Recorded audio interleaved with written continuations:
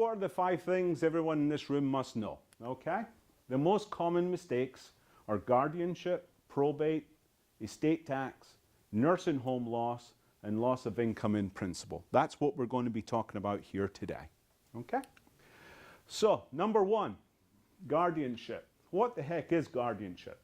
It's a court process designed to protect and control assets for those who are disabled, incompetent, and without capacity. So, if we're all competent here, well, we don't worry about the guardianship. But what happens down the road if I get sick, I get dementia, I get Alzheimer's, I get Parkinson's, and I can't make decisions for myself? Even though I have a spouse, she can't make financial or medical decisions for me. So if I don't have what we call power of attorneys that we'll talk about in a minute, then we have to go to the courthouse and go through a court system. We have to go through a guardianship that can be very, very expensive. The minimum expense is over $10,000 bucks by the time you go and hire an attorney, and then if I'm sick, I'm the one, then the court is going to appoint an attorney to represent me as well. So you're paying for 2 attorneys. And then how quickly can this get done? And typically the time is 90 to 120 days. So you imagine if I'm in a nursing home, if I'm in a hospital, or I can't look after myself, what's going to happen to me? Who's going to be able to make decisions for me? So we want to avoid this guardianship. One, for the time and also the expense of doing it. And once the court system has their claws into you, then every year you've got to do reporting. Or sometimes if something happens to you, if you're sick, then you have to go to court to get certain approval of certain type of drugs. Now, I don't know about you, but I'd rather have a loved one making a decision for me rather than someone in a black robe that I don't know making a decision for me. What can a spouse do, if you become mentally disabled? So if you have joint checking accounts, you can continue with the joint checking accounts, write checks out of that. But let's say I have a 401k or an IRA, my spouse couldn't access that without a court order or without a power of attorney. So how do we avoid this guardianship? We need what we call power of attorneys. Okay, there's 2 powers of attorney. One's a medical power of attorney, and the other one's a financial power of attorney. The financial power of attorney we usually call as a durable power of attorney. So if you hear about durable power of attorney, it's a financial power of attorney. So what does that do? So let's say I've got a financial power of attorney. I'm going to appoint my spouse as my agent. So if I get sick and I can't manage my affairs, she can manage my affairs for me. God forbid that something happened to her, I'm going to have successor or alternate power of attorneys as well. I have a son who's 24 up in New York. I wouldn't trust him with any finances or anything. I'm just joking. But, maybe I want to have a brother, a sister, or someone a little bit older, okay? Maybe when he turns 30, I can always update my power of attorneys and put my son, when I feel a little bit more confident in him, okay?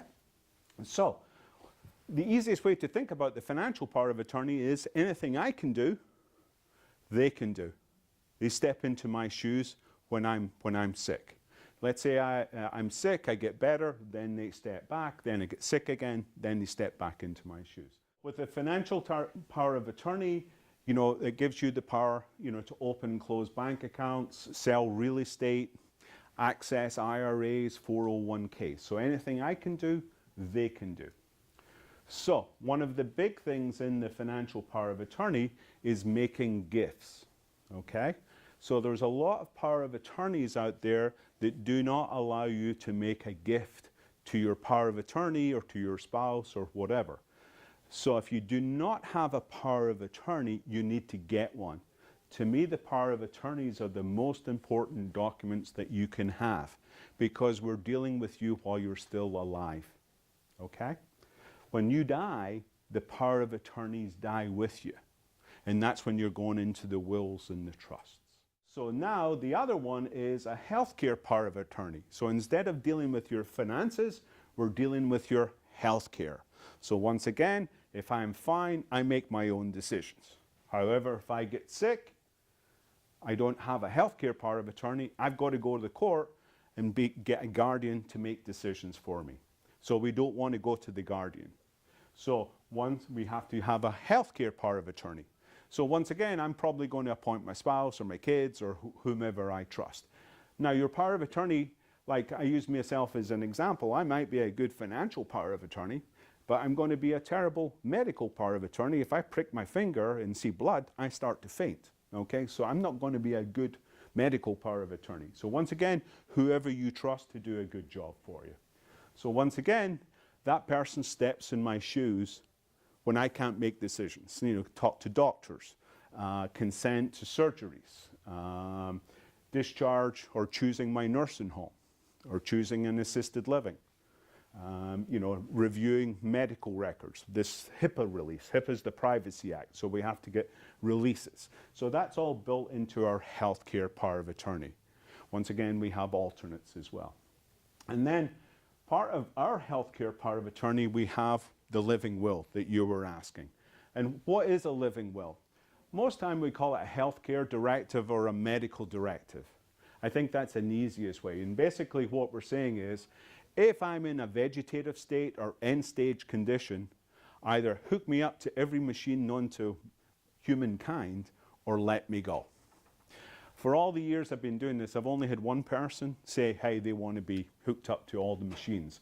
Most people say, if I'm in a vegetative state or end-stage condition, just let me go, but provide me what we call comfort care. Do whatever you have to do to alleviate any pain or suffering. Or sometimes, you know, we call it palliative care, and that's where hospice comes in, which I'm a big proponent of hospice. Whether you're in an assisted living home or, you know, in a nursing home.